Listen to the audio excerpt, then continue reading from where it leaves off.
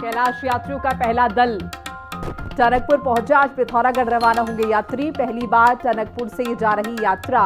CM Dhami दिखाएंगे हरी झंडी।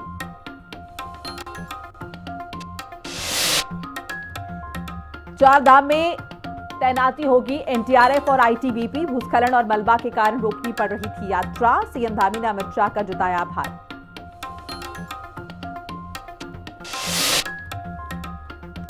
CM Dhami ने किसानों के श्रम त्याग और समर्पण को किया नमन। खटीमा में की धान की रोपाई, चलाया हल। अन्नदाताओं को बताया देश की अर्थव्यवस्था की रीढ़। पंचायत चुनाव के लिए नामांकन का आखिरी दिन आज। अब तक हुए 32,239 नॉमिनेशन। 9 जुलाई तक नामांकन पत्रों की होगी जांच। बागेश्वर में आज भारी बारिश का अलर्ट। मौसम के पूर्वानुमान को देखते हुए सभी स्कूल और आंगनबाड़ी बंद रहेंगे। जिलाधिकारी ने जारी किया आदेश। उत्तरकाशी में गंगोत्री राष्ट्रीय राजमार्ग बाधित। नमस्कार, आप देख रहे हैं हिंदी खबर। आपके साथ मैं हूं मोनिका सिंह। कैलाश यात्रियों का पहला दल टनकपुर पहुंचा है। 13 महिलाओं के साथ कुल 45 यात्री। पहली बार टनकपुर से जा रही यात्रा। आज पिथौरागढ़ रवाना होंगे यात्री। सीएम धामी कैलाश दल को हरी झंडी दिखाएंगे। तो कुल 45 यात्री हैं जिनमें महिलाएं भी हैं और पहली बार टनकपुर से ये यात्रा जो है वो जा रही है। आज पिथौरागढ़ रवाना होंगे यात्री। सीएम धामी कैलाश दल को हरी झंडी दिखाएंगे। कैलाश यात्रियों का पहला दल टनकपुर जो है वो पहुंच गया। और ये इन्फॉर्मेशन इसलिए भी थोड़ी खास है क्योंकि टनकपुर जो है पहली बार टनकपुर से यात्रा जा रही है। ज्यादा इन्फॉर्मेशन के लिए शुभांगी जुड़ चुकी है हमारे साथ। शुभांगी, पहली बार टनकपुर से ये यात्रा जा रही है, ऐसे में क्या कुछ इंतजाम, क्या कुछ तैयारियां वहां पर और फिलहाल क्या स्थिति? बिल्कुल देखिए, क्योंकि 5 साल बाद ये यात्रा एक बार फिर से शुरू हो रही है। 2020 में जब कोरोना काल आया उसके बाद से ये यात्रा जो है वो बंद कर दी गई थी और ऐसे में कहीं ना कहीं खुशी की लहर तभी जो श्रद्धालु हैं उनमें है। उत्साह एक अलग तरीके का देखने को मिल रहा है और लगातार अब क्योंकि ये यात्रा शुरू हो चुकी है और 5 साल बाद अब इसकी शुरुआत हुई है, ऐसे में तमाम जो इंतजामात हैं वो किए गए हैं। उनकी सुरक्षा को लेकर, उनके खान पान को लेकर, उनकी जो रास्ते की व्यवस्थाएं हैं उनको लेकर लगातार जो है तैयारियां की जा रही थी। और ऐसे में आज मुख्यमंत्री जो है वो भी जो पहला जत्था वहां पहुंचा टनकपुर, वहां पर जो है आज हरी झंडी दिखाते हुए नजर आ रहे हैं। आज वहां से वो जत्था जो है रवाना कर रहे हैं और कहीं ना कहीं क्योंकि लंबी यात्रा है, 21 से 22 दिन इस यात्रा में लग जाते हैं। हर बार जो होता था कि अल्मोड़ा होते हुए ये यात्रा निकलती थी, लेकिन इस बार पहली बार टनकपुर होते हुए ये यात्रा जो है वो निकलेगी। तो ऐसे में तमाम इंतजाम जो है वो किए गए हैं अलग अलग जगहों से, क्योंकि जो पहला दल पहुंचा इसमें 45 लोग जो है वो बताए जा रहे हैं और जब वो यहाँ पर पहुंचा तो उनका यहाँ पर भव्य तरीके से स्वागत हुआ, पारंपरिक तरीके से उनका स्वागत हुआ। जो यहाँ की जो कुमाऊं की फेमस रंगोली पिछौड़ी मानी जाती है वो ओढ़कर, वो पहनकर एक संदेश दिया गया। वहां पर खान पान जो है, शुद्ध पारंपरिक भोजन जो है लोगों को कराया जा रहा है। इसी तरीके से उत्तराखंड की पूरी संस्कृति जो है वो दर्शाई जा रही है, क्योंकि अलग अलग राज्यों से यहाँ लोग पहुंचे। इसमें तेलंगाना के लोग भी शामिल है, इसमें उत्तर प्रदेश के हैं, इसमें गुजरात के लोग हैं, इसमें मध्य प्रदेश के लोग हैं। तो 45 लोगों का ये जो दल है आज यहाँ से मुख्यमंत्री रवाना कर रहे हैं। इसी तरीके से अगस्त तक ये यात्रा जो है वो चलने जा रही है, जिसको लेकर सारे इंतजाम जो है वो पूरे कर लिए गए हैं। शुभांगी, ये भी जानना चाहेंगे कि मुख्यमंत्री को हरी झंडी दिखानी है तो कब का ये कार्यक्रम है, कब सीएम धामी जो है पहुंचे और उसके बाद कैलाश दल को हरी झंडी वो दिखाएंगे?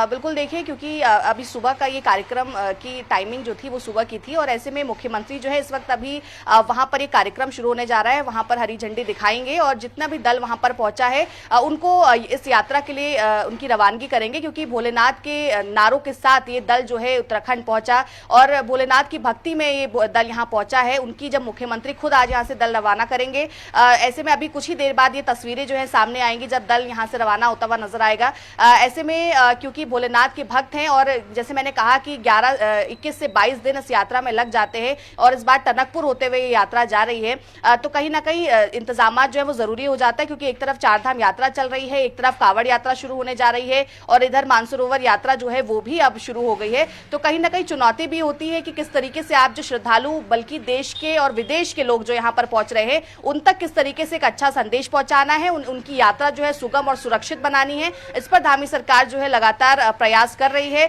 और यही कारण है कि बीते दिन मुख्यमंत्री जो है शाम को ही यहाँ से उधम सिंह नगर के लिए रवाना हुए थे और आज जो है वो इस जो जत्था वहां पर पहुंचा है उनकी रवानगी करेंगे यात्रा के लिए और एक बड़ा संदेश देते हुए भी नजर आएंगे। तो शुभांगी बने रहिए हमारे साथ, अगली खबर पर भी आपका अपडेट हमें लेना होगा। देहरादून से इस वक्त की बड़ी खबर बताते चले। चारधाम में एनडीआरएफ और आईटीबीपी की तैनाती।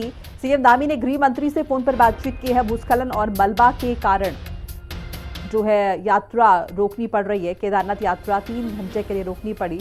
गृह मंत्री ने आश्वस्त किया है कि केंद्रीय बल तत्परता से तैनात। सीएम धामी ने अमित शाह का आभार भी जताया है।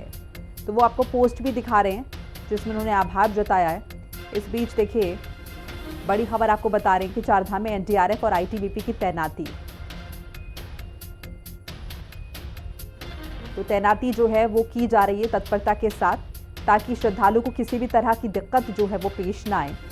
हर संभव मदद जो है वो मुहैया कराई जा रही है।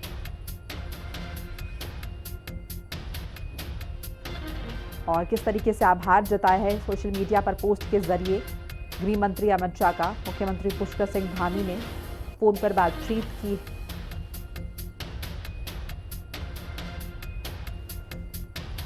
केदारनाथ यात्रा 3 घंटे के लिए रोकनी पड़ी है और ऐसे में यात्रियों को किसी भी तरह की दिक्कत ना आए, क्योंकि देखिए बरसात का मौसम है और ऐसे में भूस्खलन की घटनाएं बेहद आम है। उत्तराखंड में पहाड़ी इलाका है। एक बार फिर से शुभांगी का रुख कर लेते हैं। शुभांगी, आईटीबीपी की तैनाती की बात कही जा रही है और एनडीआरएफ की बात कही जा रही है, क्योंकि जाहिर है नेचुरल कैलामिटीज वहां पर देखने को मिलती है। बहरहाल इस बाबत क्या कुछ जानकारी आपके पास? बिल्कुल देखिए, क्योंकि जिस तरीके के हालात इस वक्त पूरे प्रदेश में बने हुए हैं, खासकर जो चारधाम है हमारे, खासकर केदारनाथ, क्योंकि वहां पर 20 किलोमीटर से ज्यादा का पैदल ट्रैक है। ऐसे में लगातार चाहे वो हम गौरीकुंड की बात करें या हम सोनप्रयाग की बात करें, जहां से यात्री जो है वो पैदल यात्रा करते हैं, वहां से होते हुए गुजरते हैं, वहां पर लगातार भूस्खलन हो रहा है, लैंडस्लाइड हो रहे हैं, पत्थर लगातार वहां से गिर रहे हैं और रिस्क बना हुआ है। ऐसे में केवल उत्तराखंड नहीं बल्कि उत्तराखंड से बाहर पूरे देश के अंदर चर्चाएं जरूर होती है, क्योंकि पूरे देश से लोग यहाँ पर आते हैं। ऐसे में गृह मंत्री अमित शाह ने फोन लाइन पर मुख्यमंत्री से बातचीत की और हाल जाना कि केदारनाथ में क्या कुछ हाल है, क्योंकि वहां पर हालात जो है वो बिगड़े हुए नजर आ रहे थे। यात्रा भी रोकनी पड़ी थी और हाल ही में हमने देखा कि सोनप्रयाग के पास 40 लोग जो है वहां पर फंस गए थे और उसके बाद उनको रेस्क्यू किया गया। ऐसे में गृह मंत्री ने आश्वासन दिया है कि जो भी मदद केंद्र से हो पाएगी वो की जाएगी और इसके साथ साथ अब एनडीआरएफ और आईटीबीपी की टीम्स जो है वो भी चारधाम रूट्स पर तैनात रहेंगी। इसके अलावा जहां पर जिन जिलों में खतरा बढ़ रहा होगा बारिश के चलते, वहां पर भी टीम्स को तैनात किया जाएगा। और आज भी अगर मैं बात करूं तो आज भी रिस्क बना हुआ है, क्योंकि तमाम जिलों के लिए आज भी मौसम विभाग ने अलर्ट जारी किया है।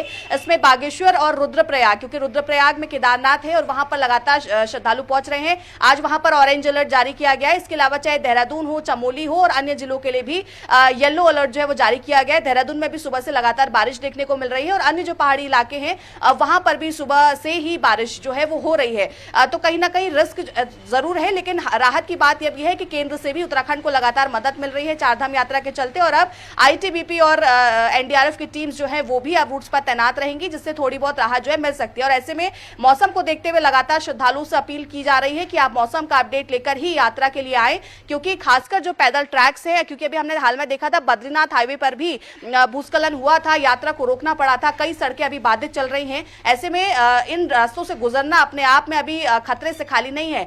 तो कहीं ना कहीं मौसम को थोड़ा सामान्य होने तक यात्रियों को थोड़ा इंतजार करना चाहिए और उसके बाद ही यात्रा के लिए आगे बढ़ना चाहिए। शुभांगी बनी रही हमारे साथ। इस बीच बताते चले दर्शकों को कि पुष्कर सिंह धामी ने खटीमा के नगरा तराई स्थित अपने खेत में धान की रोपाई कर किसानों के श्रम, त्याग और समर्पण को नमन किया है। पारंपरिक कृषि कार्य में भाग लेकर उन्होंने पुराने दिनों की स्मृतियों को ताज़ा किया है और अन्नदाताओं को देश की अर्थव्यवस्था की रीढ़ बताते हुए उन्हें संस्कृति और परंपरा का संवाहक करार दिया है। मुख्यमंत्री ने खेत में उतरकर खुद धान की पौध रोपी और किसानों के साथ बातचीत की, संवाद किया, उनकी समस्याएं, सुझाव सुने। उन्होंने कहा कि किसान न केवल अन्न उपजाते हैं बल्कि हमारी सांस्कृतिक विरासत को भी जीवित रखते हैं। सीएम धामी का किसानों को नमन। जब सीएम धामी ने खेत में हल चलाया है तब किसानों को नमन करते हुए भी दिखाई दी। तस्वीरें आपके साथ साझा कर रहे हैं।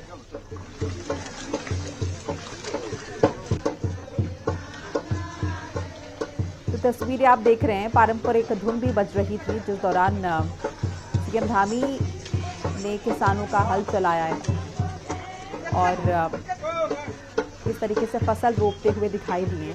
पुरानी स्मृतियों को भी एक बार फिर से जीने की कोशिश और इस दौरान किसानों के साथ संवाद किया है, उनकी परेशानियों के बारे में जो है जाना है।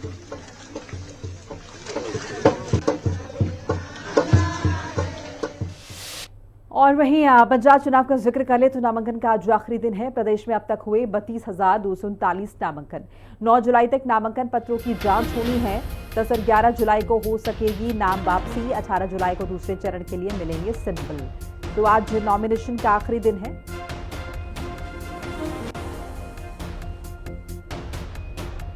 पंचायत चुनाव में नॉमिनेशन का आखिरी दिन है। 32,000 से ज्यादा नामांकन अब तक हो चुके हैं। उसके बाद पत्रों की जांच होगी।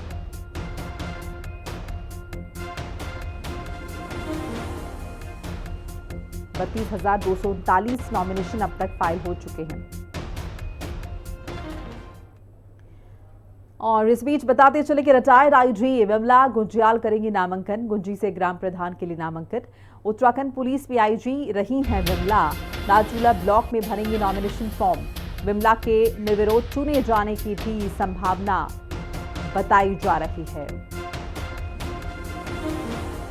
Retired IG Vimla Gunjiyal nomination file करेंगी। गुंजी से ग्राम प्रधान के लिए नामांकन उन्हें दाखिल करना है। उत्तराखंड पुलिस में आईजी रह चुकी हैं विमला और धारचूला ब्लॉक में वो अपना नॉमिनेशन का जो फॉर्म है, पर्चा है, वो भरेंगी। और इन सबके बीच ये संभावना जताई जा रही है कि विमला निर्विरोध चुनी जा सकती हैं।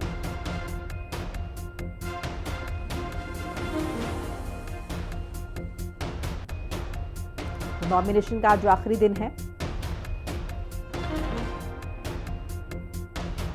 और अब तक 39,000 से ज्यादा फॉर्म जो है वो भरे जा चुके हैं। इसके बाद नामांकन पत्रों की जांच जो है होने की बारी आएगी। इन सब के बीच एक बड़ी बात ये बता रहे हैं आपको कि किस तरीके से गुंजी से ग्राम प्रधान के लिए नॉमिनेशन आप फाइल कर रही हैं रिटायर्ड आईजी विमला गुंजियाल।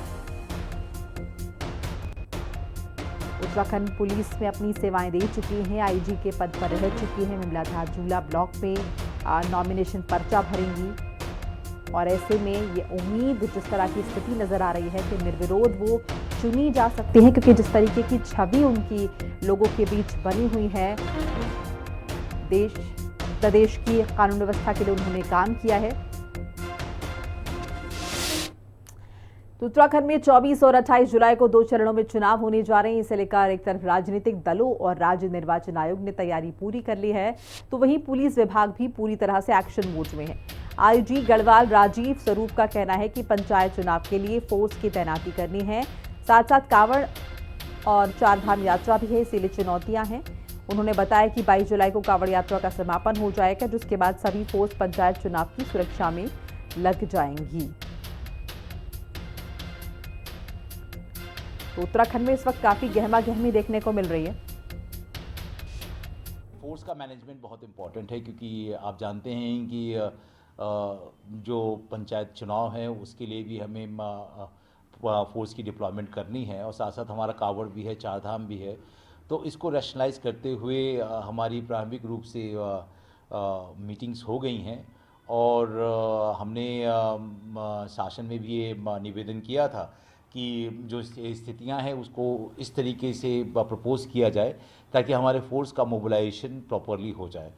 तो उसके मद्देनज़र अभी 22 को हमारा लगभग डाक कावड़ पूरा ख़त्म हो जाएगा, तो हमें एक दिन 23 का हमें गैप मिलता है। तो इमीडिएटली जो भी कावड़ की जो फोर्स होगी उसको अर्ली मॉर्निंग 23 को ही हम उनके गंतव्यों को जहाँ जहाँ उनकी ड्यूटीज़ लगी हैं उनको वहाँ पे रवाना कर देंगे। एक बार फिर से शुभांगी का रुख कर लेते हैं। शुभांगी, बहुत गहमा गहमा इस वक्त उत्तराखंड में देखने को मिल रही है और जाहिर है ऐसे में पुलिस के सामने बड़ी चुनौती हो जाती है कि धार्मिक यात्राएं भी हैं और पंचायत चुनाव भी हैं। बिल्कुल, देखिए, क्योंकि पंचायत चुनाव है, इस वक्त पुलिस प्रशासन सबसे ज्यादा बिजी है, क्योंकि इस वक्त कांवड़ यात्रा भी होने जा रही है, इस वक्त चारधाम यात्रा जो है वो भी संचालित की जा रही है और अब साथ में पंचायत चुनाव हो रहे हैं। तो ऐसे में जो टीम है, लगातार पुलिस विभाग जो है वो बैठक कर रहा है। डीजीपी ने भी अभी तमाम जो पुलिस विभाग है उनके साथ बैठक की है और आईजी गढ़वाल का भी साफ तौर पर कहना है कि हमारी बैठकें पूरी हो चुकी हैं और हमारा एक पूरा रणनीति जो है वो तैयार हो चुकी है कि किस तरीके से हम डिप्लॉयमेंट करेंगे, क्योंकि अभी कांवड़ यात्रा जो है, जब तक कांवड़ यात्रा चलेगी 22 तारीख तक, तब तक पुलिस का डिप्लॉयमेंट जो है कांवड़ यात्रा में होगा और जैसे ही कांवड़ यात्रा खत्म होगी, क्योंकि उसके बाद सीधे पंचायत चुनाव है, 2 चरणों में पंचायत चुनाव होने हैं। ऐसे में जितनी भी टीम्स कांवड़ यात्रा में होंगी उसके बाद उनकी ड्यूटी जहां भी पंचायत चुनाव में जिस भी जिले में होगी वहां के लिए उनको जो है रवाना कर दिया जाएगा। और ऐसे में कहीं ना कहीं चुनौतीपूर्ण भी होता है जब प्रदेश के अंदर कई महत्वपूर्ण चीजें अभी इस वक्त चल रही हैं, कई तरीके की यात्राएं चल रही हैं। ऐसे में पंचायत चुनाव में भी हैंडल करना है, क्योंकि पंचायत चुनाव 2 चरणों में इस बार होने जा रहे हैं और बड़ी संख्या में जोश जो है वो देखने को मिल रहा है। पॉलिटिकल पार्टीज जो है अपनी तरफ से तैयारियां कर चुकी हैं और पुलिस विभाग जो है वो भी अपना किस तरीके से डिप्लॉयमेंट करना है, किस तरीके से चीजों का समन्वय बनाना है, इस पर लगातार बैठक कर रहा है और कहीं ना कहीं दावा कर रहा है कि हम पूरी तरीके से तैयार है। पहले हम कांवड़ यात्रा का मैनेजमेंट करेंगे, उसके खत्म होने के बाद हम लोग डिप्लॉयमेंट करेंगे पुलिस विभाग का अलग अलग जिलों में जहां पर भी पंचायत चुनाव हो रहे हैं। शुभांगी, चूंकि आपने पंचायत चुनाव का जिक्र किया है तो आज नॉमिनेशन का आखिरी दिन है, आज किस तरह की गहमा गहमी हम देख सकते हैं और फिलहाल अगर हम देखें तो रिजल्ट को लेकर क्या कुछ जमीनी स्तर पर नजर आ रहा है? बिल्कुल, देखिए, क्योंकि आज आखिरी दिन है नामांकन का और लगातार हम देख रहे हैं किस तरीके का जोश लोगों में है। 32,000 से ज्यादा के नामांकन जो है अभी तक हो चुके हैं। ऐसे में आज क्योंकि आखिरी दिन है तो आज जितने भी बचे हुए लोग हैं आज सभी नामांकन जो है वो दाखिल करेंगे। इसके बाद नामांकन पत्रों की जांच होगी और उसके बाद जो है आगे का प्रोसेस फॉलो किया जाएगा और 2 चरणों में ये चुनाव होने जा रहा है। 31 तारीख को इसका परिणाम आएगा। ऐसे में लगातार लंबे समय से पॉलिटिकल पार्टीज जो है अपने अपने स्तर पर तैयारियां कर रही हैं, जो लोग हैं वो अपने अपने स्तर पर तैयारी कर रहे हैं और अब वो भाजपा कांग्रेस दोनों अब इस चीज पे मंथन कर रहे हैं कि जिसको आपने प्रत्याशी बनाना है, कौन जीत कर आएगा, क्योंकि दोनों ही पार्टी आपस में बयानबाजी लंबे समय से कर रही है कि किस तरीके से, चाहे वो 2022 का चुनाव रहा हो, चाहे उसके बाद वो लोकसभा चुनाव रहा हो, चाहे वो उपचुनाव रहे हो, सब में टक्कर का मुकाबला जो है वो देखने को मिला। और पंचायत चुनाव क्योंकि ऑलरेडी बहुत डिले हो चुके हैं, कई सारी प्रोसेस फॉलो करने के बाद अब आखिरकार नई डेट जो है पंचायत चुनाव के लिए दी गई है।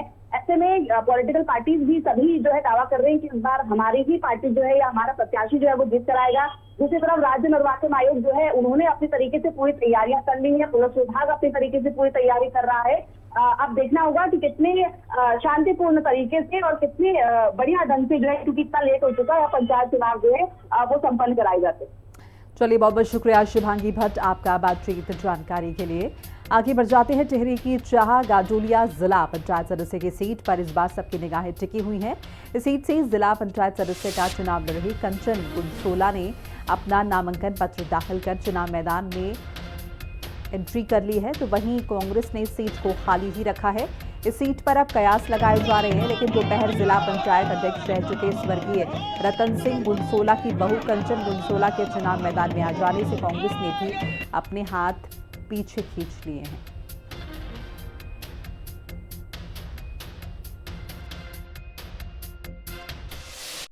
माननीय पुष्कर सिंह धामी जी, महेंद्र भट्ट अध्यक्ष जो नेतृत्व में है, उन्होंने मुझ पर विश्वास जताया और आगे भी अभी मैं चाह गड़ोलिया से सदस्य के लिए चुनाव लड़ रही हूँ और आगे भी अगर मुझ पर उन्होंने विश्वास जताया, संगठन और शीर्ष नेतृत्व श्री पुष्कर सिंह धामी जी और महेंद्र भट्ट जी और पूरे हमारे संगठन में, भाजपा सरकार में, तो मैं ज़रूर उनका आशीर्वाद चाहती हूँ अध्यक्ष पद के लिए। जैसा भी होगा वो जो सोचेंगे और जो कहेंगे मैं मेरे लिए मान्य होगा।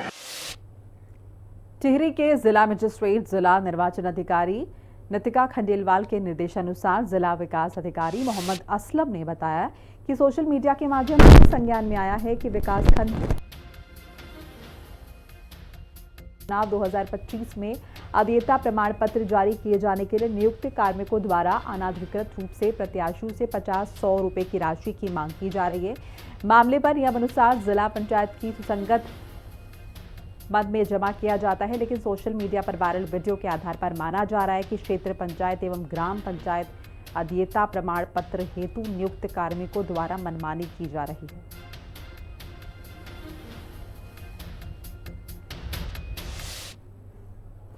सैनिक कल्याण मंत्री गणेश जोशी ने देहरादून स्थित सैनिक कल्याण निदेशालय में आने वाली 26 जुलाई को करगिल विजय दिवस की तैयारियों की समीक्षा की है। उन्होंने सैनिक कल्याण विभाग के अधिकारियों के साथ बैठक कर निर्देश दिए हैं कि शौर्य दिवस के अवसर पर आयोजित सभी कार्यक्रमों की तैयारियां समयबद्ध और भव्य रूप से पूरी की जाए। मंत्री ने कहा कि करगिल विजय दिवस न सिर्फ भारतीय सेना के शौर्य और बलिदान का प्रतीक है, बल्कि ये राष्ट्र के प्रति हमारे सम्मान और कृतज्ञता का भी पर्व है। उन्होंने अधिकारियों को निर्देश दिया कि प्रदेश के हर जिले में शौर्य दिवस को सम्मान और उत्साह के साथ मनाया जाए और कार्यक्रमों की रूपरेखा स्थानीय स्तर पर भी प्रभावी ढंग से तैयार की जाए।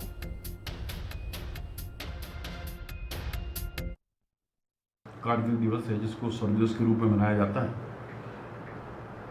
उसकी तैयारियों को लेकर, क्योंकि प्रदेश के अंदर जो कार्यक्रम होता है उसका मैसेज पूरे देश और प्रदेश में जाता है। और ये तो वीरों की भूमि है। फर्स्ट वर्ल्ड वार से लेकर अभी तक हजारों यहाँ के वीरों ने देश की रक्षा के लिए प्राणों की आहुति दी है।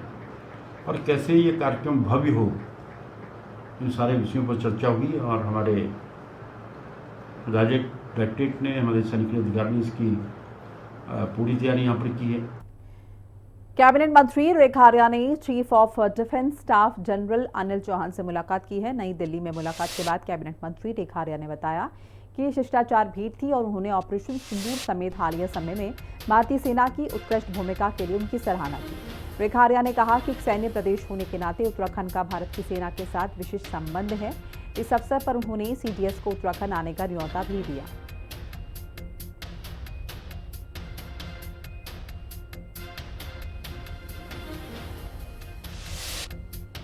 केंद्रीय नागरिक उड्डयन मंत्री के राम मोहन नायडू देहरादून में आयोजित northern ministry civil aviation conference पहुंचे। इस दौरान मुख्यमंत्री पुष्कर सिंह धामी ने मंच से केंद्रीय मंत्री से अनुरोध किया कि उत्तराखंड जैसे पहाड़ी क्षेत्र की भौगोलिक परिस्थितियों को देखते हुए कोई ठोस नीति बनाई जाए।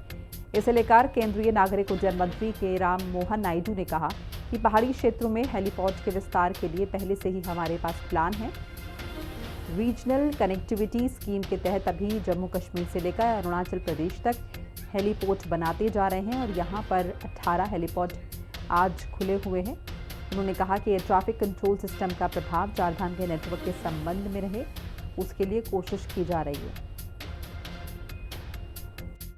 पहाड़ी राज्यों के लिए हेलीपोर्ट्स को विस्तार करने के लिए ऑलरेडी हमारे पास एक प्लान है और हमारा जो रीजनल कनेक्टिविटी स्कीम है उसके तहत ही बहुत सारे एयरपोर्ट्स अभी यहाँ जम्मू एंड कश्मीर से लेकर अरुणाचल प्रदेश तक बनाते जा रहे हैं और यहाँ पे भी 18 हेलीपोर्ट आज बने हुए हैं। और सेफ्टी के संबंध में अगर देखा जाए तो ये यहाँ पे एक तो टेम्परेचर वेदर का कंडीशन और दूसरा जो टेरेन है, जोग्राफिकल टेरेन, उससे काफ़ी मुश्किल होता है यहाँ पे हेलीकॉप्टर ऑपरेशंस के लिए भी। तो उसके संबंध में हम वर्ल्ड क्लास स्टैंडर्ड्स को भी स्टडी कर रहे हैं और एक दो तीन राय हमारे पास जो मिले कि और ज़्यादा एयरपोर्ट के ट्रैफिक कंट्रोल सिस्टम्स जो होने चाहिए और एटीसी लगाने के लिए भी एक चैलेंज रहता है कि जोग्राफिकल टेरेन। तो उसके संबंध में हम लोग कोशिश कर रहे हैं कि और ज़्यादा एटीसी का प्रभाव ये सारे जो चारधाम का नेटवर्क है उसके संबंध में रहे। तो उसका प्रयास तो ऑलरेडी हमने शुरू भी किया है।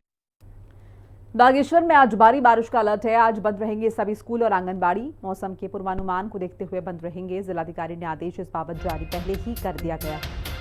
देखिए, आज भारी बारिश का अलर्ट है। बागेश्वर में तेज बारिश हो सकती है। मूसलाधार बारिश का पहले ही प्रेडिक्शन जो है वो जारी कर दिया गया। इसी के मद्देनजर कदम उठाए गए हैं। स्कूल आज बंद रहेंगे, ये आदेश डीएम की तरफ से जारी हुआ है। साथ साथ ये भी पहले से ही कह दिया गया कि आंगनबाड़ी भी आज जो है वो बंद रहेंगी तमाम। तो ये बड़ा फैसला, आज स्कूल बंद करने का आदेश जो है वो डीएम की तरफ से जारी हो चुका है, क्योंकि बागेश्वर में आज भारी बारिश का अलर्ट है।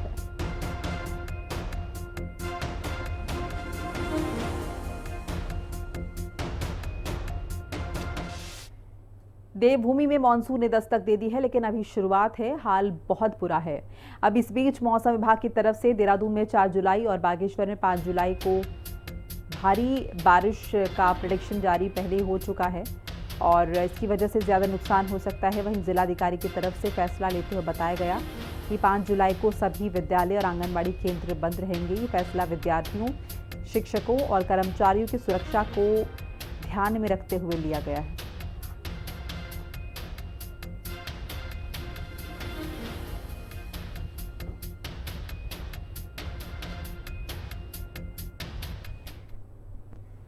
6 दिन बाद भी नहीं खुला यमुनोत्री हाईवे, सिलाई बैन। ओजरी में बंद है हाईवे खोलने के लिए लगातार काम हो रहा है। कई जगह वॉश आउट हुआ यमुनोत्री हाईवे। रविवार को बादल फटने से नुकसान हुआ। सिलाई बैन ओजरी में बंद है हाईवे और हाईवे खोलने के लिए लगातार काम हो रहा है क्योंकि जाहिर है यातायात इसकी वजह से बाधित है। कई जगह वॉश आउट हुआ है यमुनोत्री हाईवे। रविवार को बादल फटा था और बादल फटने की वजह से भारी नुकसान। गंगोत्री राष्ट्रीय राजमार्ग पर भटवाड़ी के पास भू धसाव, हाईवे कटान होने से रास्ता जो है वो पूरी तरीके से अवरुद्ध है।